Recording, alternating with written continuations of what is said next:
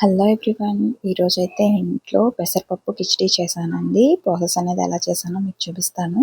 First అయితే ఒక పెద్ద గ్లాస్తో 1 గ్లాస్ వరకు రైస్ తీసుకున్నానండి. అండ్ సేమ్ గ్లాస్తో హాఫ్ గ్లాస్ పెసరపప్పు అయితే తీసుకున్నాను. ఫస్ట్ పెసరపప్పుని అయితే ఇట్లాగా సన్న మంట మీద ఇట్లాగా వేయించుకోవాలండి. అప్పుడే మనకి అది ఆ స్మెల్ అండ్ టేస్ట్ అనేది కూడా మంచిగా వస్తుందండి.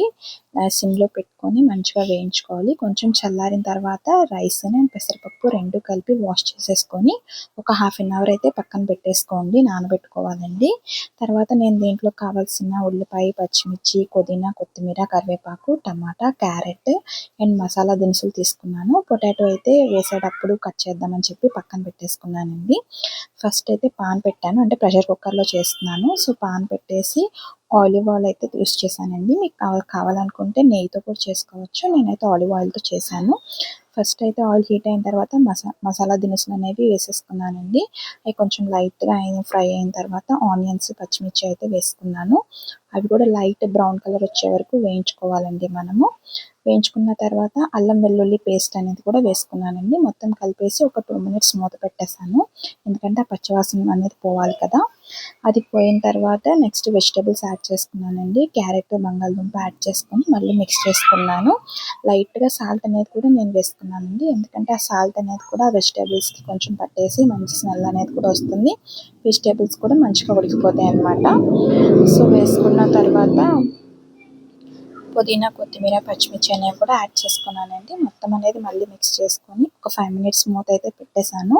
పక్కన పెట్టుకున్న తర్వాత ఫస్ట్ నానబెట్టుకున్నాం కదా, ఆ వాటర్ అనేది పారబోసానండి రైస్లోది.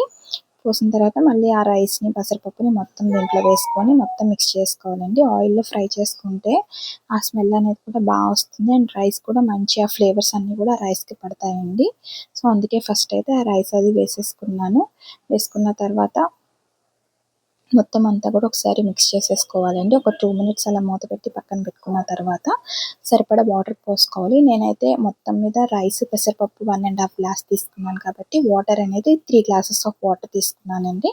మనకు సరిపోతుంది. రైస్ కూడా పర్ఫెక్ట్గా కుక్ అవుతుందండి, పప్పు అనేది, రైస్ అనేది కూడా. సో వాటర్ వేసిన తర్వాత కాసేపు హైలో పెట్టుకోవాలి. వాటర్ మరిగిన తర్వాత మనకి సరిపడా సాల్ట్ అనేది వేసుకోవాలండి దాంట్లో. సారీ, నేను ఫస్ట్‌లో మర్చిపోయాను చెప్పడము. నేను లైట్‌గా pepper powder and garam masala కూడా వేసుకున్నానండి వెజిటబుల్స్ వేసినప్పుడు. అక్కడ చెప్పడం మర్చిపోయాను. సో అది కూడా వేసుకున్న తర్వాత ఇంకా ఇది మరుగుతుంది కదా, మరిగిన తర్వాత మనం మూత అనేది పెట్టేసుకోవాలండి. 3 విజిల్స్ వచ్చే వరకు మనము క్లోజ్ చేసుకోవాలన్నమాట. 3 విజిల్స్ వచ్చిన తర్వాత ఆఫ్ చేసేసి ఆ ప్రెషర్ పోయే వరకు పక్కన పెట్టేసుకోండి. ప్రెషర్ పోయిన తర్వాత మూత తీసుకుంటే మనకి వేడివేడిగా పెసరపప్పు కిచిడి అనేది రెడీ అయిపోతుందండి. దీనికి కాంబినేషన్గా మనం వెజ్ కర్రీస్ అయినా చేసుకోవచ్చు, నాన్ వెజ్ అయినా చేసుకోవచ్చు అండి. చాలా బాగుంటుంది.